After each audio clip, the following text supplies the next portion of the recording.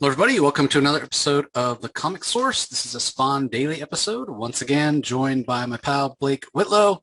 We're here to talk today about Spawn number 57. You can tell by the cover there on my left. Yeah, we're finally getting some Spawn Cy-Gor action. It's been been a long time coming. Like Blake was saying last issue, I think he first showed up like around issue 40. So we're talking almost a year and a half before we finally get a confrontation. And we learn a little more. I mean, we've sort of seen Cy-Gor's origin, but we get a little bit more to get a little more context, learn a little bit more about his his ties to Spawn. Like all along, we've wondered what is it about Spawn specifically. I guess I should say, what is it about Al Simmons that has drawn Cy-Gor to him? Because we saw when he was traipsing through the countryside, drawn to New York City, that was the name he kept uttering, Simmons, Simmons. Like, why? You know, why is it Al Simmons? And the other thing you wonder about is Al Simmons technically isn't even Al Simmons anymore. He's Spawn. He's not even in the same body as reminds people all the time. So, again, what is it about Al that can draw Cy-Gor to him? So let me go ahead and share my screen, give you a closer look at that awesome cover from Greg Capullo. Wait, you guys, hold on. I think I have that. There we go. All right, there we are. Yeah, so awesome cover, a lot of negative space. Cy-Gor and Spawn battling it out on the cover. So let's go ahead and dive into the issue with the credits. Story by Todd McFarlane, Greg Capullo on pencils, Todd McFarlane on inks. This time joined by Danny, Miki, Jason Gorder, and Chance Wolfe. Orzechowski, editor and letters as always, and then Haberlin and Kemp on, or Dan Kemp rather, on colors. Big recap from last issue. Now, this is what's interesting. Like when Blake and I talked about last issue, didn't have a whole lot to say in terms of momentum of the story and what actually happened. And sometimes those are and I've said this before, sometimes those are the biggest recaps. And then when you have issues that have a ton of action, you know, if it's like Spawn's fighting somebody, you can literally sum that up as Spawn fighting Cy-Gor, for example. It's so interesting. So yeah, I'm going to read the summary just because it does give some extra context, maybe a little more, makes things a little more clear. As opposed to some of the things that were implied last issue. So Major Forsberg, military strategist, kidnapped and imprisoned by Jason Winn, key figure in U.S. foreign intelligence. That may not have been completely clear from last issue. Forsberg had determined insights into the great conqueror Genghis Khan. Obviously, the last issue was called Khan. Relayed some of that knowledge to Winn, and Forsberg denied having knowledge of Winn slaughtering Forsberg family right before his eyes, driven mad by that, as well as the torture that he received while he was imprisoned. Forsberg now thinks that Khan's spirit inhabits Winn, and he suffers guilt for having created this power-mad, geopolitically murderous monster. That's, in his mind, that is what Jason Winn has become. So Fitzgerald directed Spawn to free Forsberg, and again, he must have some value. That's why he's still alive. Meanwhile, the Clown continues to direct Winn in a campaign to take out Spawn, and Cy-Gor lies in wait in Spawn's lair in Rat City. So that brings everybody up to date. And as you can see from the first page there, Spawn has returned to Rat City, and he's got Forsberg with him. And poor guy, like Forsberg's still practically naked as he's sitting there tearing up little pieces of paper, looking very scared, almost terrified, you'd say, waiting for, who's going to attack me next. You can see his eyes bulging. Again, great art, great emotion in the face from Greg Capullo. And Spawn's talking to Terry Fitzgerald going, man, we're not going to get anything out of this guy. He didn't say a word on the whole trip back. He's lying in a pile of crap. Like, this guy's a waste. And Terry is not so quick to dismiss. He's like, well, what do you expect, Al? This guy's, he's been rotting away in solitary confinement for years. He's been tortured. Can't find any record of his family, which means they were probably killed. he's if I wasn't so paranoid that Winn was watching me, I'd find a better place to stash him where he could maybe recover instead of your house of horrors. And Spawn actually takes offense to that, which I find interesting because, I mean, what else would you call it? You got dead bodies, creepy worms, trash laying all around. Like, yeah, you do live in a house of horrors, Al. Like, what Literally else? has a throne of decaying Yeah, bodies. yeah. But I think he takes offense to it because he's still insecure about all of it. And we talked about this in a previous episode. He isn't completely settled into his new situation, and he doesn't exactly like that he's in this situation. So when Terry makes these kinds of comments and confronts him on these things, like, hey, you could be doing something different other than living in trash and surrounding yourself with like these bacteria infested decaying corpses. Like, you could do other things. And Spawn's like, no, you don't understand. I have to. yeah, he's definitely in a tough spot. Yeah, you're right. It's probably partially the shame, but yeah, the insult. We're told the insult cuts deep. Spawn's tempted to break communication then, and Terry's like, "Hey, you still there? You still there?" He's like, "Yeah, I'm here." Like, okay, good. The key is not to traumatize this guy any further. I'm sure the trip was bad enough without being wrapped in your cloak. That would unsettle anybody on the way back. So keep him warm. It's really cold tonight. Spawn's like, don't worry, the cold doesn't penetrate down here. Like, what do you think he needs? And Terry said, just time. He just needs time to recover. So obviously he's valuable, going along with what I was saying. Terry tells Spawn, yeah, obviously he's valuable, or Winn would have had him killed otherwise. So we just need time and to figure out what it is that's going to trigger his memory and calm him down, and we can get some information from him. Uh, and Spawn's like, well, I hope you're right, dude, because this guy was living like an animal when I found him. So all of a sudden Terry's like, okay, gotta go because Wanda's coming home. And remember, he's keeping it a secret that Al's back from Wanda. He thinks that's a way to protect her. Um, and so he hangs up with Al quickly as Wanda comes walking in the front door. So meanwhile, Spawn is sitting there pondering this guy, thinking, I just don't see how he's going to be able to help. Um, he feels bad for the guy if he's lost his family, and maybe Spawn's finally realizing that there are some similarities between him and Forsberg. But yeah, Forsberg definitely seems out of it as he's just sitting there tearing up little pieces of paper when all of a sudden the worms seem to become agitated, and Forsberg actually yells out, no, keep them away. I've done nothing wrong. I've paid for my sins.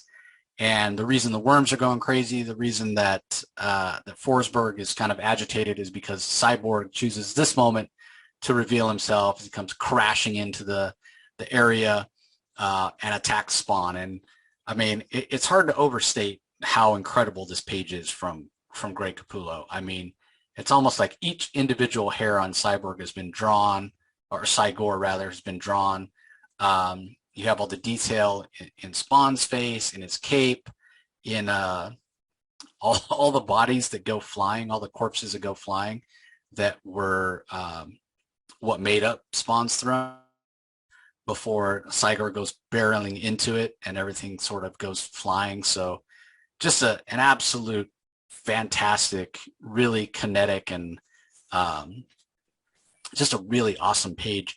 And you can see something else too, because I purposely didn't block it out. The edge of these scrolls where the exposition boxes are, I mean, those are done really well. It's detail like that. Like they could have just put just straight up dialogue boxes, but they add a little atmosphere to the story by putting in those edges where it looks very scroll like. So I definitely wanted to call that out. So yeah, it's a pretty brutal battle between Cy-Gor and Spawn, where Forsberg is out. Well, I'm going to take this chance to escape. Spawn is aware of that, which I think is really cool. Even as he's focused on fighting Cy-Gor, he's got some of his, I don't know, we'll call them minions, the worms and rats and whatnot that kind of keep Forsberg pinned in where he's supposed to be, which I thought was really cool. And it seems like Cy-Gor has a bit of the upper hand, and he kind of tosses Spawn into an alcove where it's sort of dark as Cy-Gor is sort of gathering himself to launch another attack. And as he jumps at Spawn manages to get out of the way at the last second.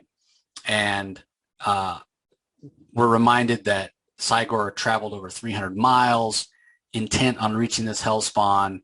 And even though Spawn has changed physically, Al Simmons has changed physically, and this is what I was talking about at the beginning, there's still something about him. Even though he's given up his soul, there's still an aura that's forever bound to Al Simmons' existence. And it's that aura that has emanated this beacon that has drawn Cy-Gor to Al Simmons. So even though he's technically not in the same body, even though he's given up his soul, there's something there that's enabled Cy-Gor to hone in on his intended target. So yeah, they trade a few more blows, and Spawn starts to realize that the level of hate, this pure, it's called pure unadulterated hate that Cy-Gor has for him, is something that Al can actually use as an advantage. And this is interesting because Blake and I both have talked so many times about Al acting impulsively, not thinking things through, giving in to either his hatred of Jason Winn, or because of his love for Wanda, or whatever, just acting on instinct rather than really thinking things through. This proves that Al knows that acting that way is a mistake, that it leaves an opening, because Cy-Gor here is doing the same thing, right? He's got unadulterated hate coursing through every synapse of his being, and that creates an opening for Spawn, right?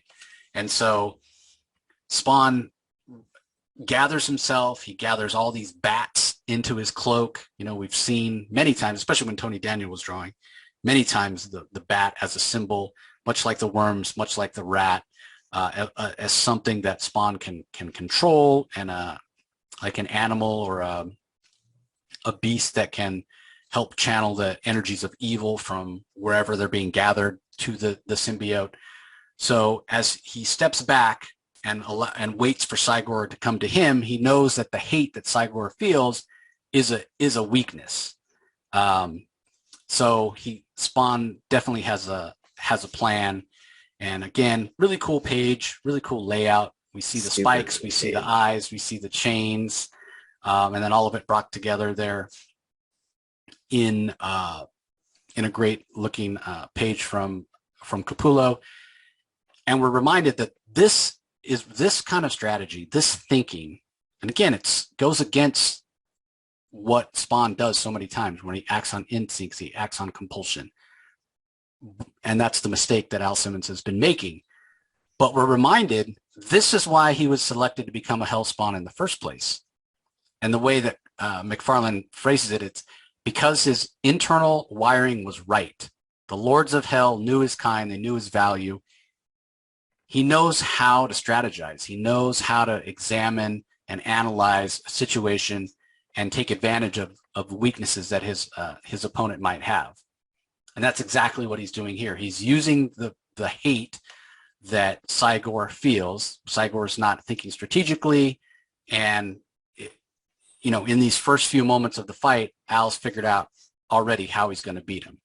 First, he sets him up. He sets him up by acting like he's more tired and he's more slow than he actually is. He wants Cy-Gor to press his advantage and feel like he has the upper hand.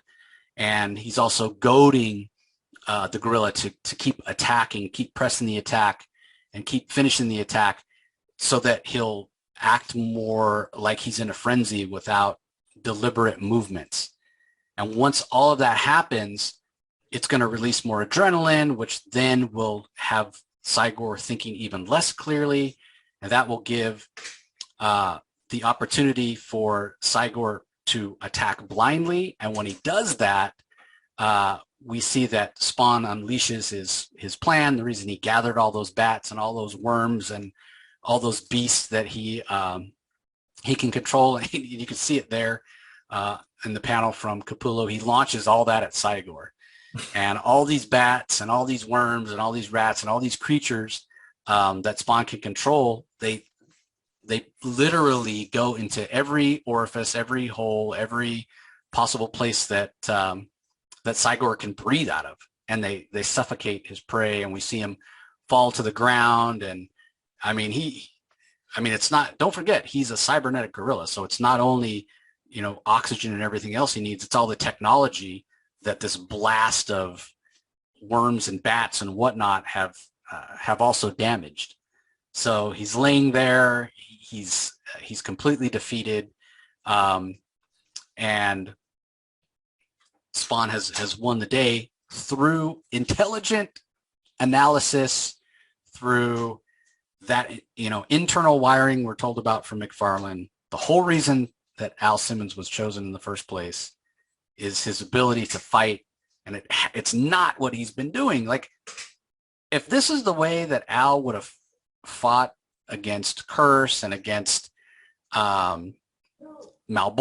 and against all the other people that he's gone up against that have been coming at him from all these different directions, you would think he'd be in a lot better place instead of just reacting and giving into emotion.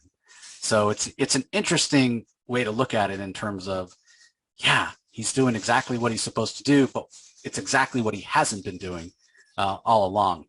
So as Cy-Gor lays there, and this part's a little, not the best. It's a little cliche, a little tropey. But as Cy-Gor lays there, he calls out his own name, Cy-Gor.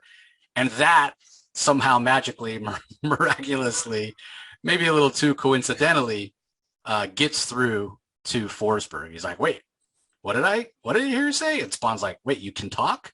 He's like, Cy-Gor, I know that name. So it's not even like something that he was heavily involved in, but it's enough to sort of trigger a memory. He goes, yeah, I read that file. Wait, what? Like, it's not, again, not like if he headed up the project or something. No, he just read the file.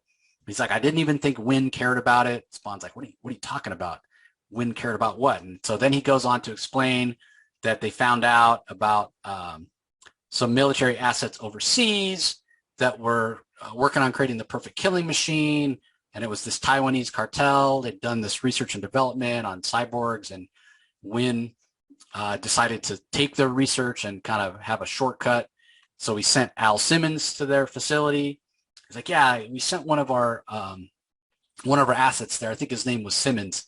And he went and extracted all this information, killed everybody. Obviously, Forsberg doesn't know that Spawn is Al Simmons. He goes, yeah, a few years later, Simmons dies under suspicious circumstances, but it was kind of a sloppy hit. And there was some information that a younger cadet was aware of, and there were rumors going around. And then all of a sudden, that younger cadet, Mike Konecny was his name, he disappeared. And I think it's pronounced Konieczne. Konieczne. It's Polish. That's way too hard to say. I'll just say Mike. So yeah, this guy Mike, he got taken out as well, and the rumor was that he became a half monster, a cybernetic gorilla named Cy-Gor. So this guy, this cyborg gorilla, the brain that's in there, is somebody that Spawn knew, somebody that Al Simmons knew, and was punished as a direct result of trying to uncover the mystery surrounding Al's death. So really interesting. And you wonder, again, why has Cy-Gor been drawn to Al Simmons? Well, maybe because it was the last major event in his life. It was why he got killed, because he was trying to uncover who killed Al Simmons. So Forsberg goes on to say, yeah, if this is him, Winn must have gained big financial and political clout, and used it to further this this cybernetic gorilla program or whatever. And Spawn's like, he's really taken aback by this. He's like, oh my God, like, this can't be Mike. I can't believe it. And he's still moving around a little bit, and Cy-Gor is rather, and he's remembering. We get, again, a little bit of insight into his origin, how his brain was transplanted into the cybernetic gorilla body, and how he felt drawn to his objective, track down his creator. So meanwhile, back at Terry's house, Wanda stumbled upon the equipment, and she wants to know what the hell Terry's been up to. And he explains how he's been working with somebody to take down Jason Winn, like they always planned. Wanda's worried. Terry's not giving her the whole story, and she can sense it. But she's worried about their family and the danger that it poses. And Terry's like, well, yeah, that's why we need to take him out, basically. So I almost feel like Terry should just come clean with her, but I also can see his side of it, why he might not want to. So back at the scene of the battle, Cy-Gor is starting to recover a little bit, and he says, "Made me you." So he in his mind, in his addled mind, with whatever experiments were done on him or whatever, he's blaming Spawn or Al Simmons, the aura that he senses that's Al Simmons, that is Spawn. He's blaming him for his very existence, which, yeah, you got to blame Winn, not Spawn, but you can understand the confusion with everything that he's gone through. Mm-hmm. But Al, he's having a tough time. He feels guilty enough with everything that's going on, right? And with Cog recently piling on, that he should feel guilty about Winn going after Terry and Wanda, even, beyond their connection to Spawn. The fact that he stole the weapons has a lot to do with why Terry was framed and Winn was trying to take him out. Now, on top of that, he finds out that this guy, Mike, who was trying to uncover the mystery around Al's death, became this cybernetic gorilla through the machinations of Jason Winn because of that. So again, it's more piled on the emotional bonfire and guilt that is Al Simmons' life. So he goes off to get some space, and that's how the issue ends, with a great picture of him hanging out on a gargoyle, New York in the background, with, we're told, laughter echoing in the background. And that's Malebolgia, of course, who's reveling in this guilt and this existence that Al Simmons continues to have, this tortured existence.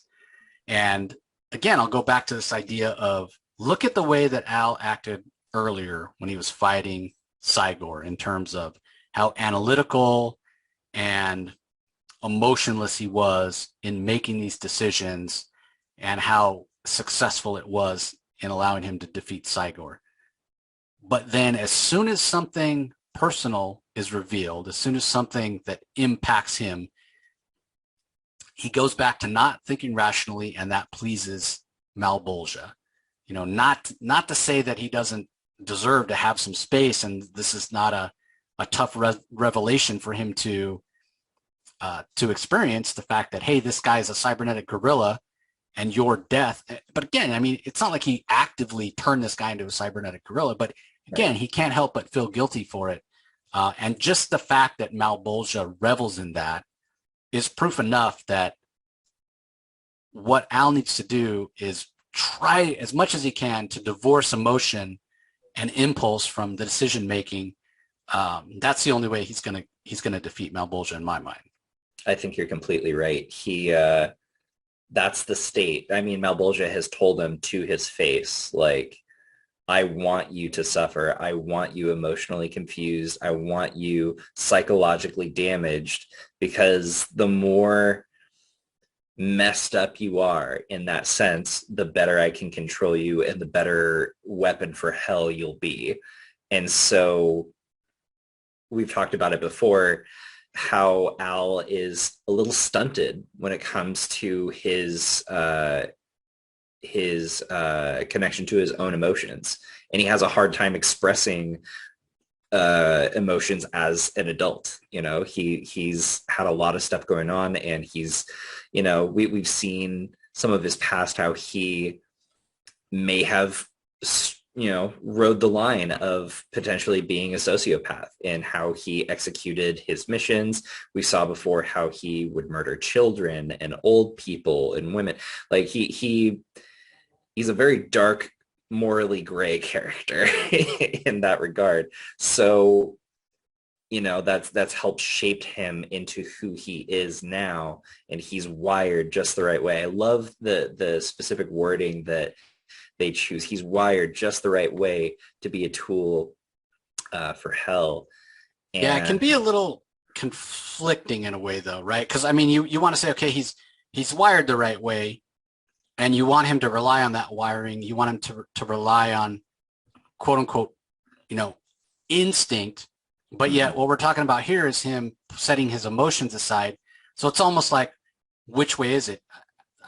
I look at it as Malbolgia wants to break Al Simmons so that the Al Simmons persona becomes completely subsumed, and he no longer is acting on impulse, but is acting on instinct. Yeah. And I think that that wiring, when you talk about it, is instinctual. It's, more of a base level of kind of behavior. And Al Simmons, that's the potential he has to be a great general in Malbolgia's army. But you got to get rid of the Al Simmons emotion and impulsiveness first.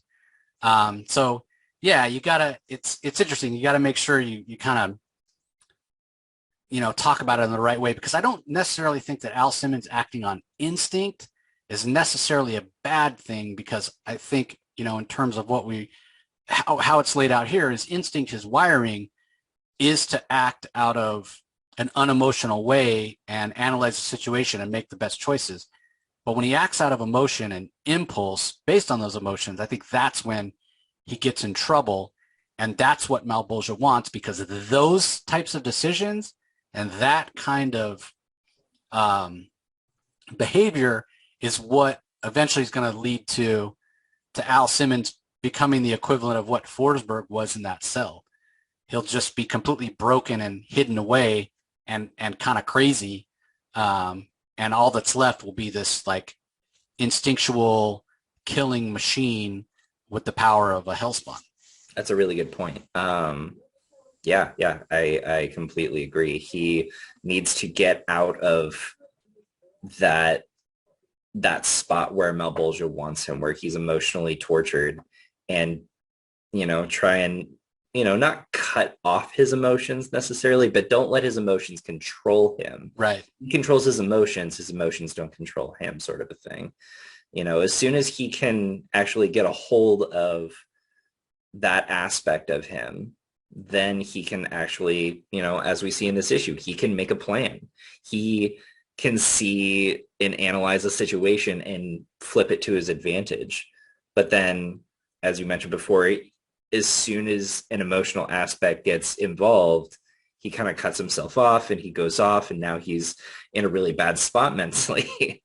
Before, when it was just a gorilla, that was one thing, he could handle that situation. Yeah, sure, giant robot gorilla trying to kill me, I can figure that problem out. But then as soon as it's an old friend of his that was trying to avenge his death, and he died in the process of avenging his own death, now there's emotional baggage tied to it, and now he doesn't know what to do or how to handle that situation.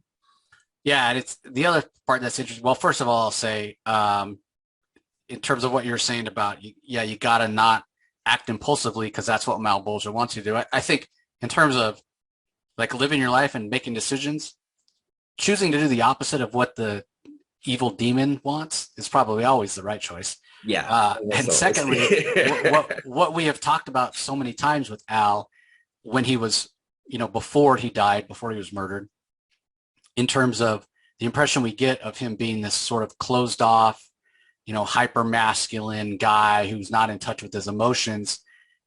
And that's probably what made him so good at his job, because in terms of reaching his objectives and completing operations successfully for the CIA, he was completely divorced of his emotions. He wouldn't have been able to carry out some of the more questionable missions, immoral perhaps missions that he was assigned, if he was thinking emotionally.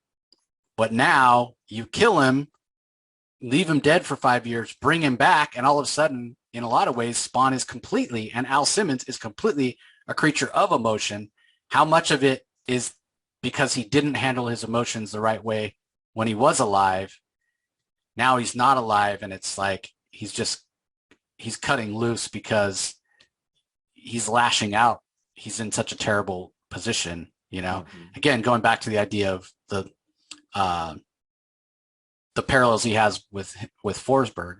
Forsberg was sort of more overtly tortured, but even in Malbolgia's own words, and you mentioned it, Malbolgia wants Spawn to live this tortured existence. So again, it's another parallel between Forsberg and Spawn. But apparently all it takes is the magic word Cy-Gor to kind of snap Forsberg out of it. I think it's going to take more than just a magic word to help help Al snap out of it. Yeah, I really felt I agreed with you entirely when you said it. That was definitely one of those hamstrung kind of comic book things. You just Yeah, was yeah. it I a just plot think, device? Sure. Was it well yeah, executed? No. yeah. But you just kind of let it slide. You should have made it that Forsberg was like in charge of the project. Then it would have made more sense if it was, really important part of Mhm. his existence before he died. Maybe it could have been his last assignment before he But this got was taken just a out or whatever. random file that he Yeah, read a years random ago. file He that you even read. remembered the guy's Polish name, which is hard to pronounce. Yeah, yeah, it was crazy. It was Uh, crazy. But I will say to switch talking about the art. I called out the one specific page, which is just fantastic from Greg Capullo. But so good. throughout, there's a lot of detritus, a lot of debris. We got worms, we got rats, we got bats, we got chains.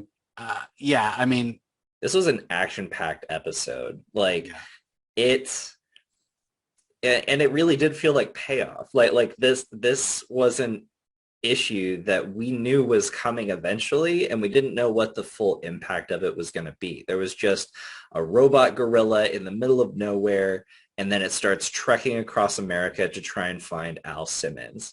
And it was a long time coming. And now here we are. We get this issue, and it's so action-packed. The art's phenomenal. The story's pretty good. The writing's really good. We get to see Al develop a little more intellectually and emotionally.